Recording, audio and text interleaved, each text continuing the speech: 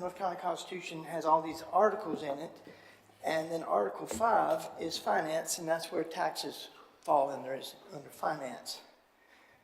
And so in that section 2, the power of taxation shall be exercised in a just and equitable manner. So that's one of the things we have to try to do, is make sure we're treating all the properties, all the taxpayers, all the property owners the same way, so we are being equitable with them. And taxes are for public purposes only and shall never be surrendered, suspended, or contracted away. So that means the General Assembly cannot delegate the power of taxation to somebody else. So only the General Assembly shall have the power to classify property for taxation, which power shall be exercised on a statewide basis and shall not be delegated. No class of property shall be taxed except by uniform rule in every classification made by general law, uniformly applicable in every county, city, town, or other unit of local government. So that's like fire districts and that kind of stuff, or you might have something like that. So the exemptions, property belonging to state, counties, and municipalities are just automatically exempt. General Assembly may exempt property, cemeteries and property held for educational, scientific, literary, cultural, charitable, or religious purposes, and to a value not exceeding $300, and any personal property. The General Assembly may exempt from tax not exceeding $1,000 in property value held as a place of residence by the owner. Every exemption shall be on a statewide basis and shall be generally by uniform applicable to every county, city, and town, or other local government. And no taxing authority other than the General Assembly may grant exemptions. And I've had that question to me every county I've worked in. Can the county commissioners increase the exemption to somebody? Like right now it's 50%, $25,000 or 50% for elderly exemption. And they want, can we increase that? No, because the Constitution of North Carolina says it cannot be done.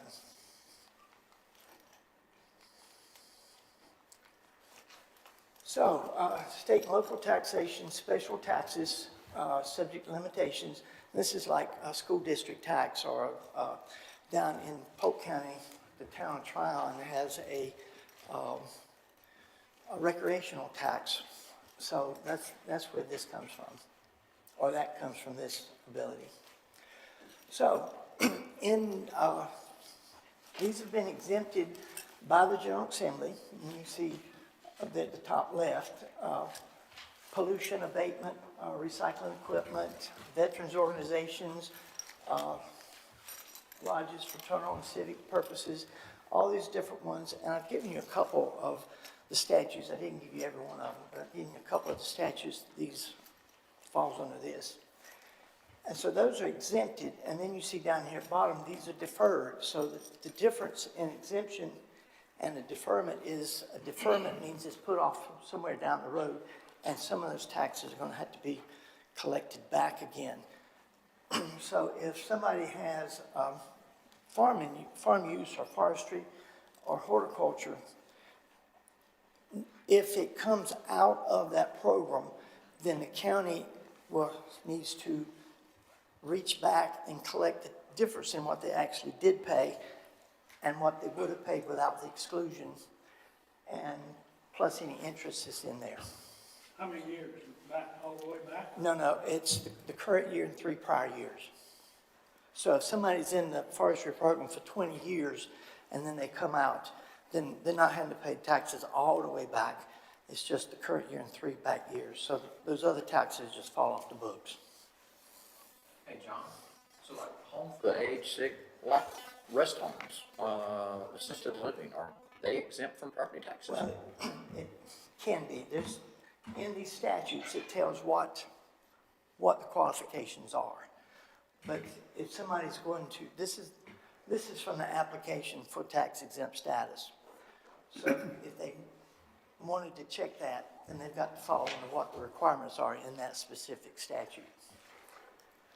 So like a church, for instance, I don't think anybody disagrees that churches should be tax exempt, but it's not automatic. It has to be wholly and exclusively used, and that's holy with a W, not holy as in the Holy Ghost. Wholly used for religious purposes. So if you got a storefront that they carry on business, retail business during the week, but on Sunday they're having church services in there, that's not wholly and exclusively used for religious purposes.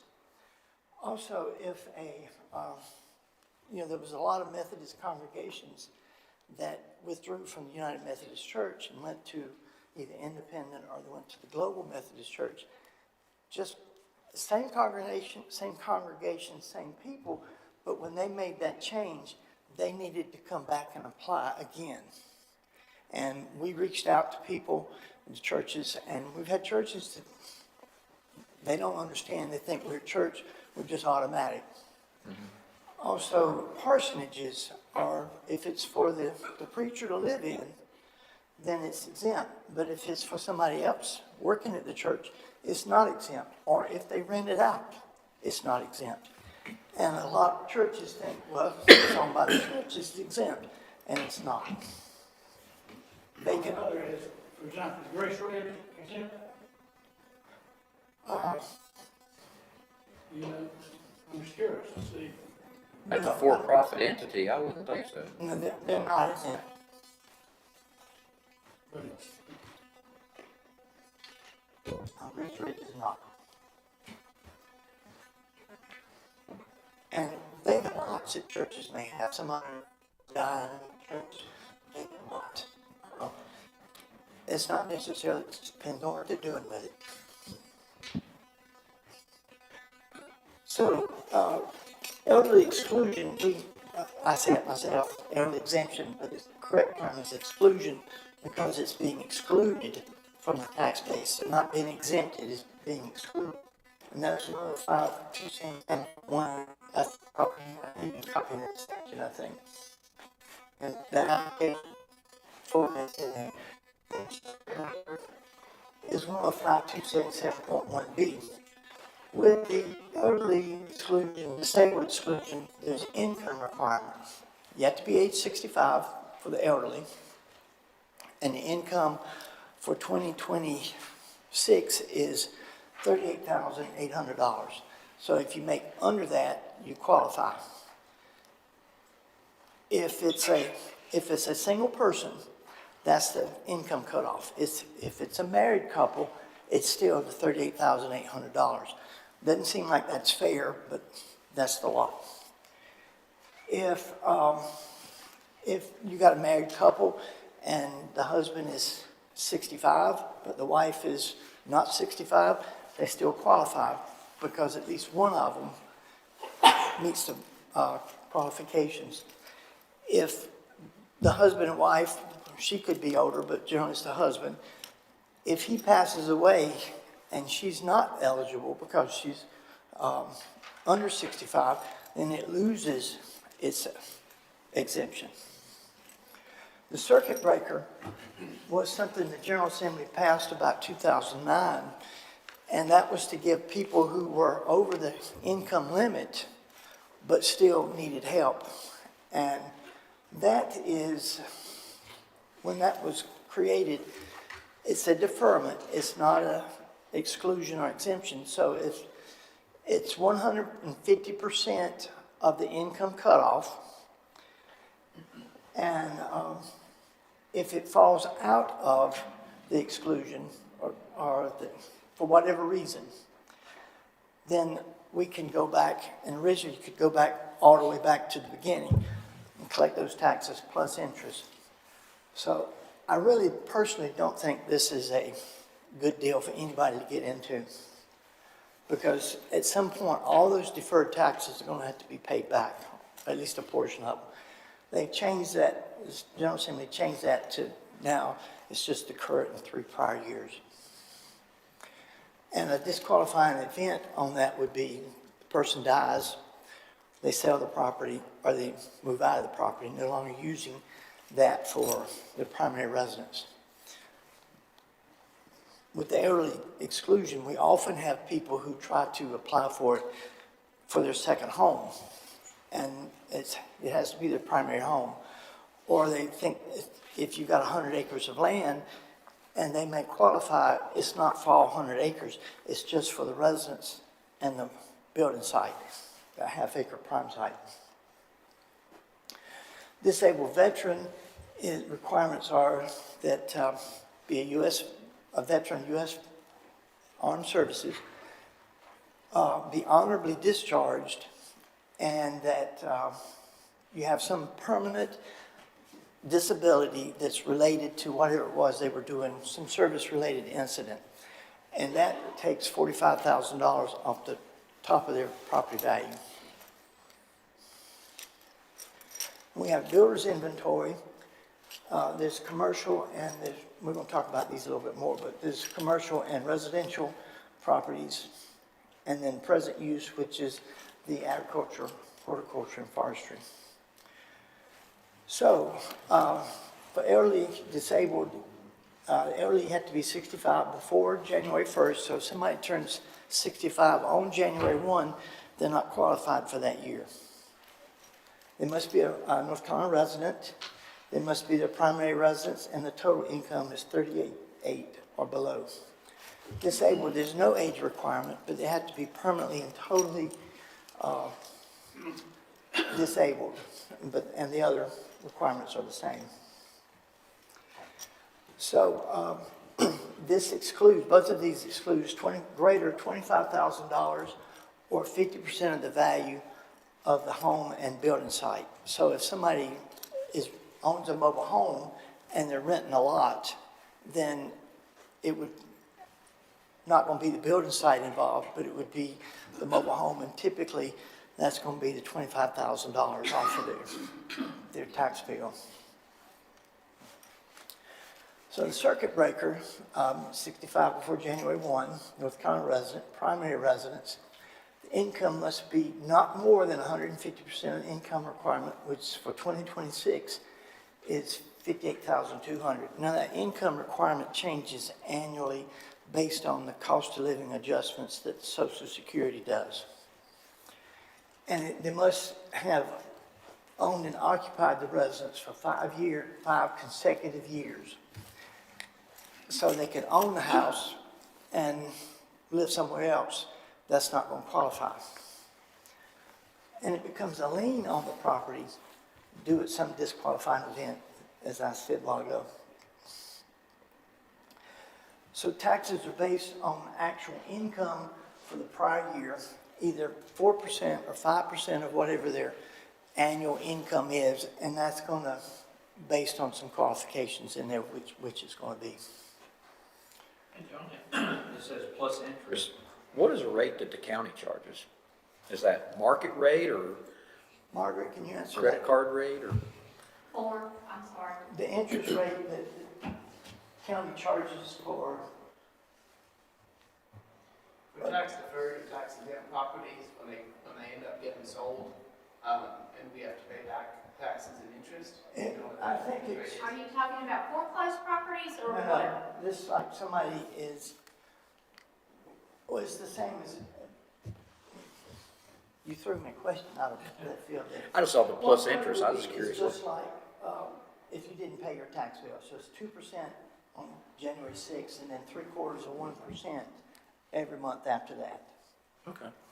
And so like this starts off at the first, whenever it was due, like say January 6th of 2023, and then that interest starts adding ever since then. But it's not back interest. It's not what? Back interest. It's just beginning at the time. Well, it starts from when the bill was originally due. So it's, That's, yeah, so it would be from January, if somebody came out today, out of the program today, and it first went in the program in 2023, then it would be from when that bill first became due in January of 2024, or became delinquent. So the veterans exclusion, and it must be certified as 100% disabled by the Veterans Affairs for some service-related incident as of January 1. So if somebody went and got, something happened in, say, February, they're not going to qualify for 2026 because they were not totally disabled on January 1. And that just takes $45,000 of value off the top of the home and building site. So, Hugh, I'm turning this back over to you. Sure. We pulled some data so that you guys could take a look at how this impacts Burke County specifically. So this is looking at the number of exclusions that we have for disabled veterans and for elderly and disabled. So you can see it's a pretty significant portion. Roughly 433 disabled veterans, and then about 18 or almost 1,900 elderly and disabled exemptions that we have across the county. And again, these are the ones that are based on the income of those participants, not based on the use of the land.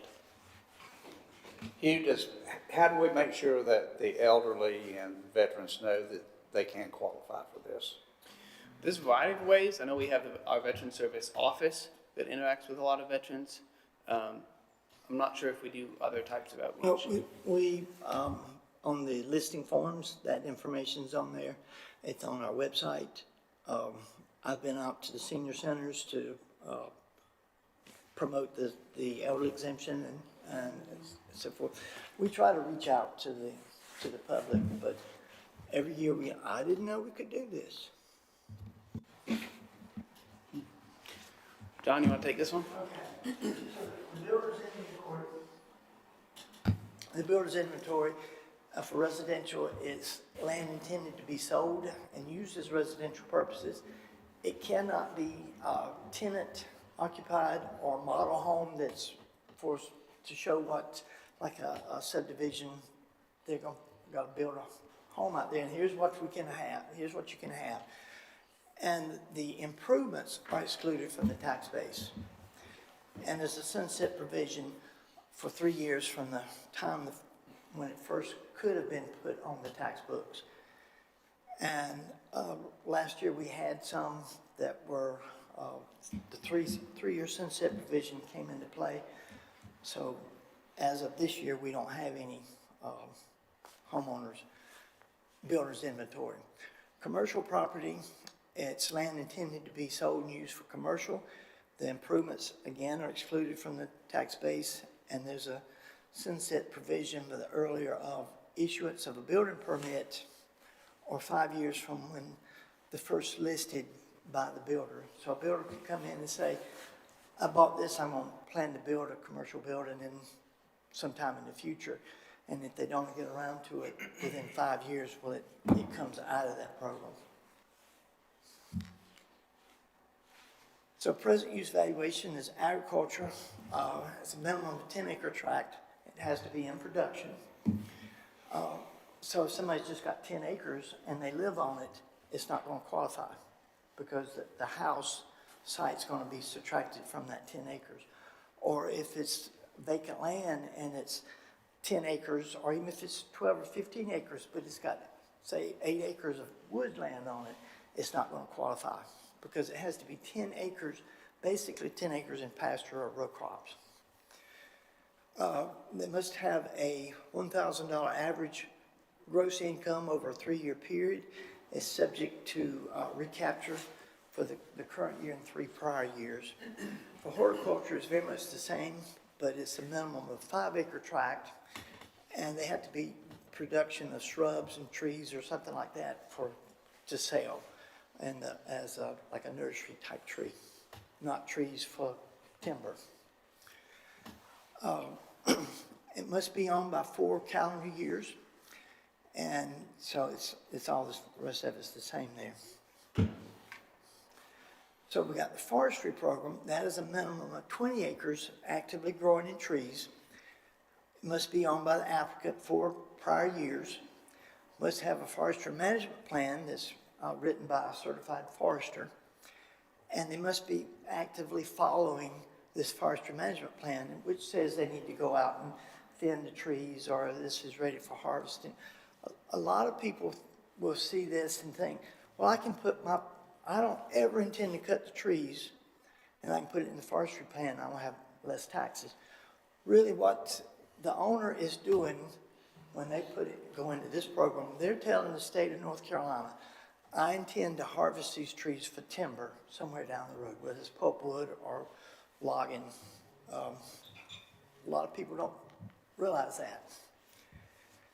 So, and it's also subject to the recapture upon sale or failure to follow the forestry management plan. Okay. We made a map that shows the impact of present use deferments in Burke County. So here's Burke County. Purple are taxable parcels, and green is exempt or deferred properties. So you can see there's a very substantial amount of properties and tax revenue that are not captured by Burke County. Obviously, you can see the state lands down in South Mountain and up in Jonas Ridge. The gorge area are significant, but then all of the ones that you see sprinkled in between are likely nonprofits, churches, those things that fell into those other categories that we mentioned earlier. All state owned land as well, so Burke County, City of Morganton, City of Valdez, the School for the Deaf, the community college, all of those institutions, you can see them in the middle, kind of highlighted in this. I don't think we have a laser pointer, but we do, in this kind of portion over here. So quite a significant impact on Burke County.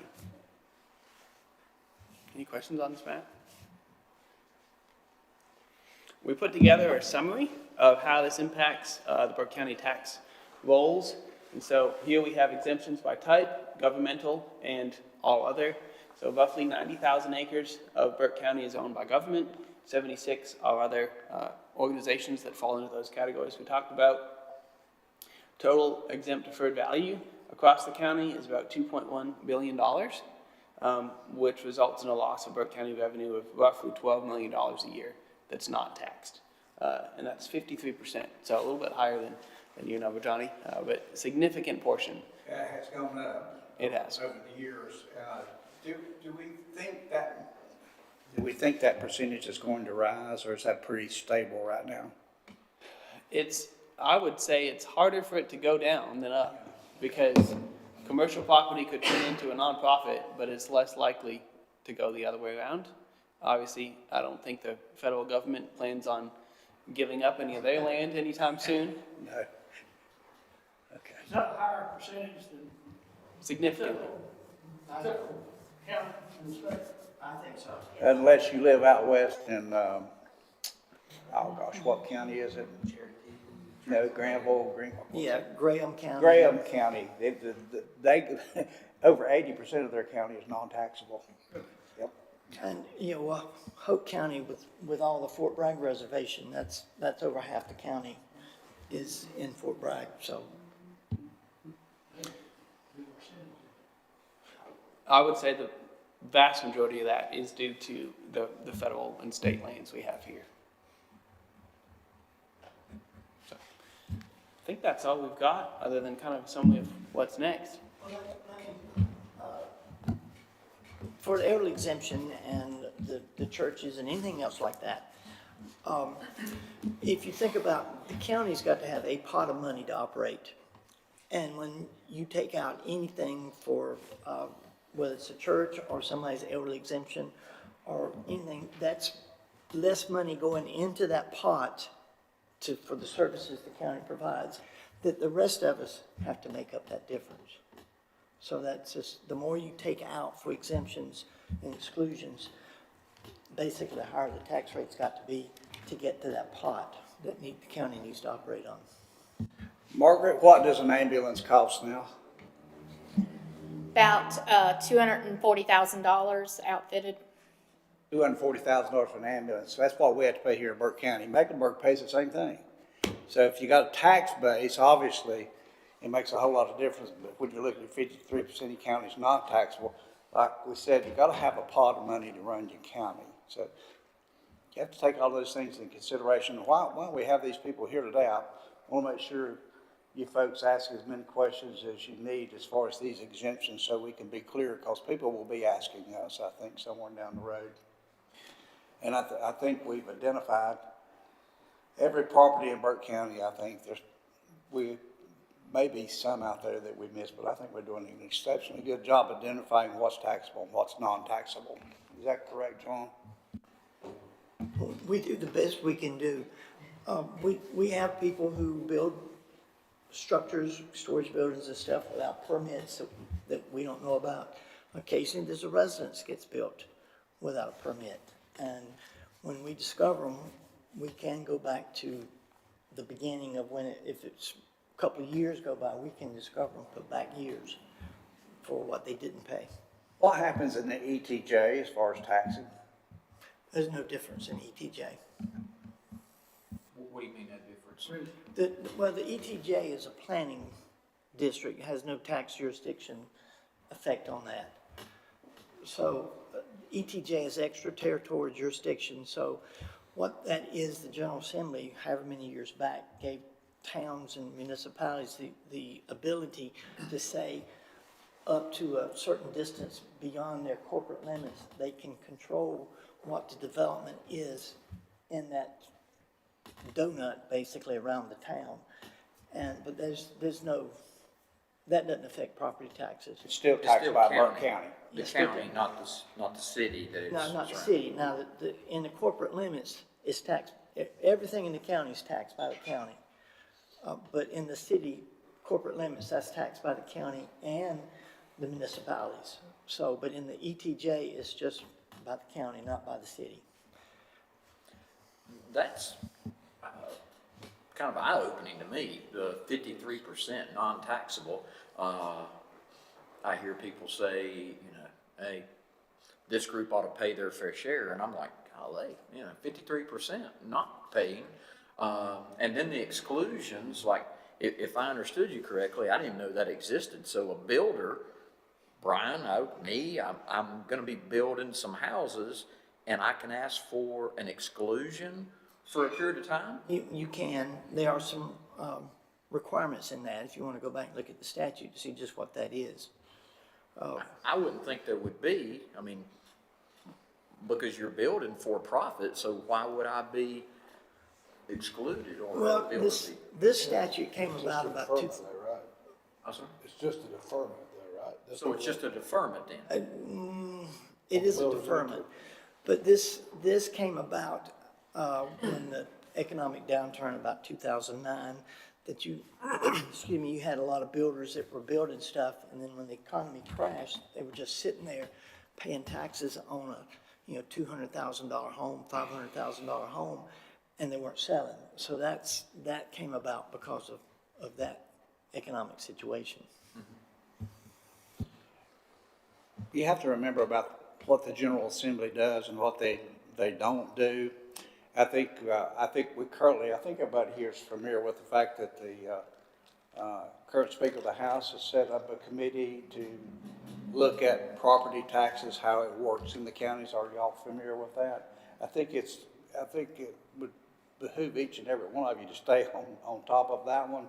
That would have some significant impacts on a number of counties. There's been some question about, you see it again, like Tim was taken aback, and I know we used to say 70-30, now it's up to 53% non-taxable. When you're trying to provide services for the county, plus the fact that you're trying to tax people in a fair way, it's inconceivable to me that you can do away with property taxes.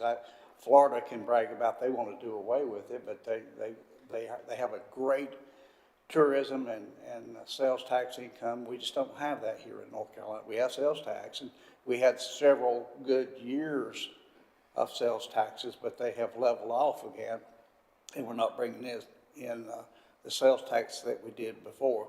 So we have to stay on top of the tax system, which I think our department does an excellent job doing that. And I know I'm kind of rambling, but there are things out there that when we go into reval that will really affect us, and we're going to have to stay on top of everything that's happening in the General Assembly.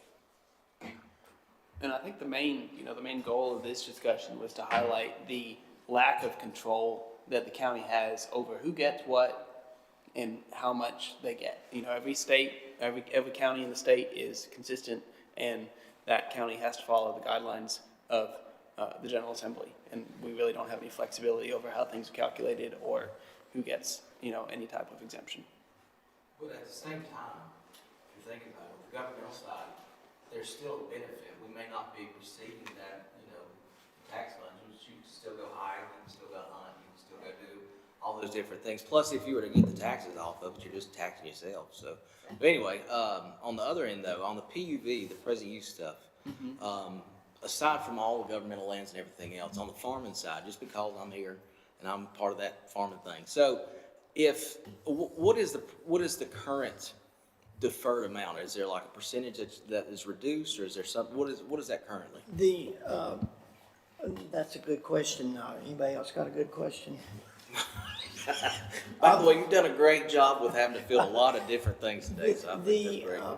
The Department of Revenue every year creates a PUV schedule of values, basically, and it's recommended that when a county does revaluation, that they adopt that most recent one that the state has done. So it's based on soil types of that kind of stuff, that they do a really in-depth study on what it is, and that's a little bit above my head as to how they do that. But it is a significant decrease in the taxes. Gotcha. Whenever we do this year, which you may not know, if that were to happen, does that increase how much the farmer will have to pay at the end? Do you know, or is it going to stay about the same? It's probably going to stay about the same. Okay. It sounds like there's no changing things like that either. Is that correct? Oh, well, they do change it, because that's... But they're the ones that change it. We're not allowed to do any kind of... Well, the county does not have to adopt that, what the Department of Revenue has done, but it's recommended that we do. Or they adopt part of it, or not all of it, or they adopt it at different rates. But it's just recommended by the Department of Revenue that we adopt whatever it is they've come up with. Gotcha. And historically, we have adopted that table.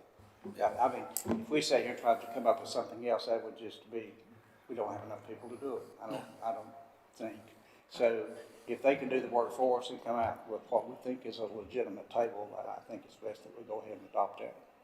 And it is a significant decrease in the taxes. Yeah.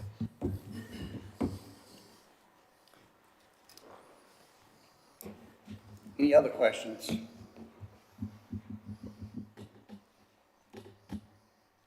I don't know about a question or maybe just a comment. Comment, be fine. Little, I want to say overwhelming, but just to think that y'all have, I forget what Brian had shared, however many taxable units we have in Burke County, umpteen thousands, and you want yours to be less, you want yours to be less, we all want ours to be less, and, but trying to look at those and put a generic number on, okay, land is worth this per acre, a home is worth this per square foot. That's, Brian, the number of houses you've built, you can't ever say whether a cookie cutter in every house is $212.40 a square foot to build. It varies by house, by week, by month, with labor, with materials. So the job that y'all do, I kind of took it for granted, and I just look at my bill I get, multiple bills that I get, and complain about it. But there's a lot that goes into what y'all do. I do definitely applaud y'all.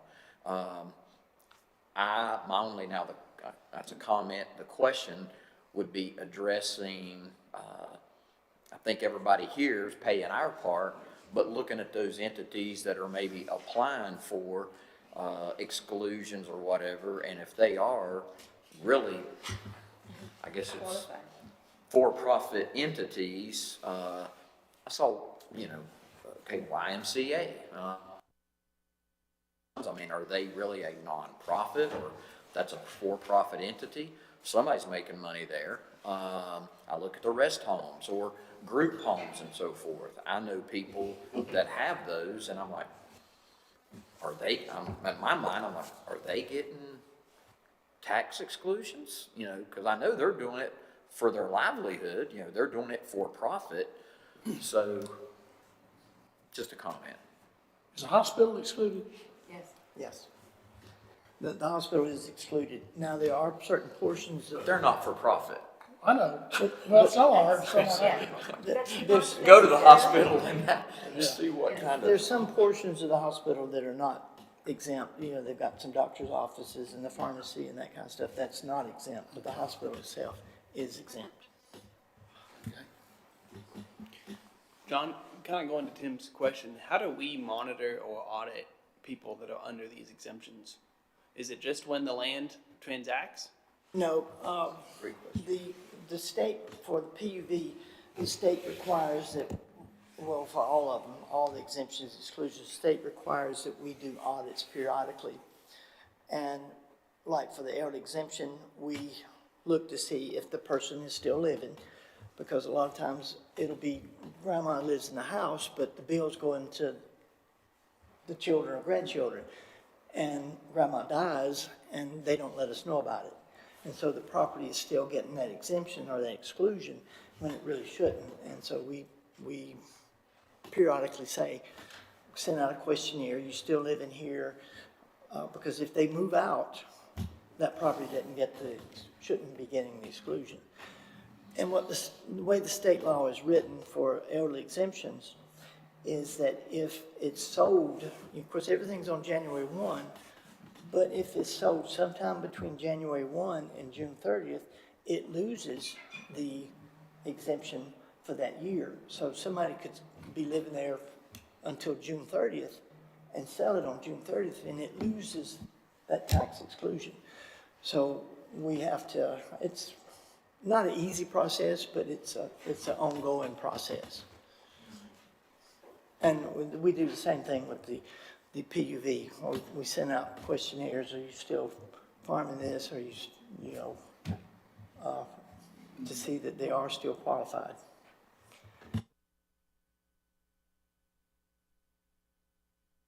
All right, any other questions?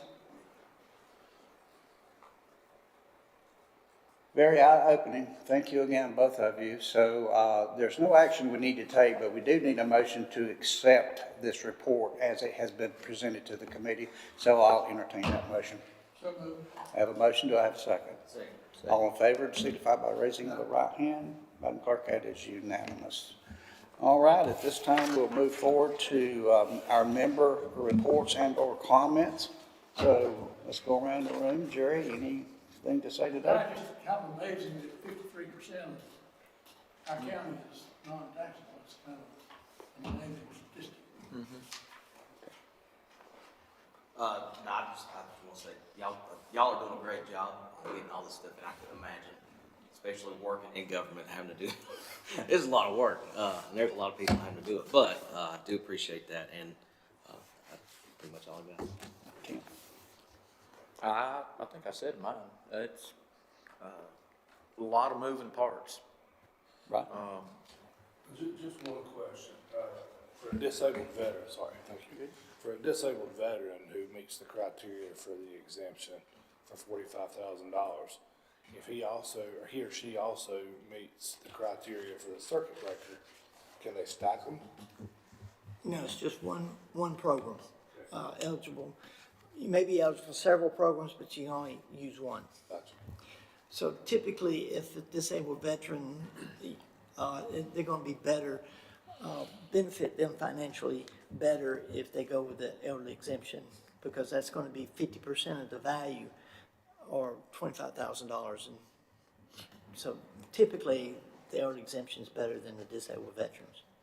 But there's no age requirement for disabled veterans. Gotcha. I heard somebody ask earlier, how veterans in this community or in our county find this information out, that they are available for an exemption. And I'm a vet. I hang out at the VFW club once or twice a month.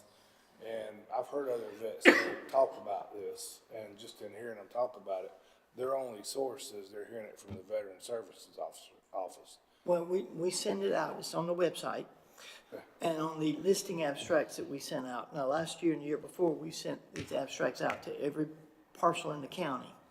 This year, we didn't send them out to every parcel, we sent it out only to the ones that have personal property. So, but it is on that, but of course, people don't read that. Gotcha. I have been to try to make myself available to the organizations that to go and speak about the elder exemption, disabled veterans, or the disabled exclusion. Do you have packets of information for that? Because it might be worth taking it to the VFW It or would be. wherever those guys, you know, meet and giving that. Well, I mean, you think about 433. Oh, yeah. I guarantee you, there's way more disabled vets than that in Burke County. Yeah. So, I mean, they may not all own property, but, you know, just helping them get the information. Well, to answer your question, no, I don't have a pamphlet, a packet for that. Gotcha. I think one of the things that we have struggled with as a former county employee myself, you can't get the information out. No matter every way we try, somebody doesn't get the information. And I don't think that taxes at the supper table is a topic of discussion a lot of times, because this is complicated, you know, to read all the laws that are associated with it.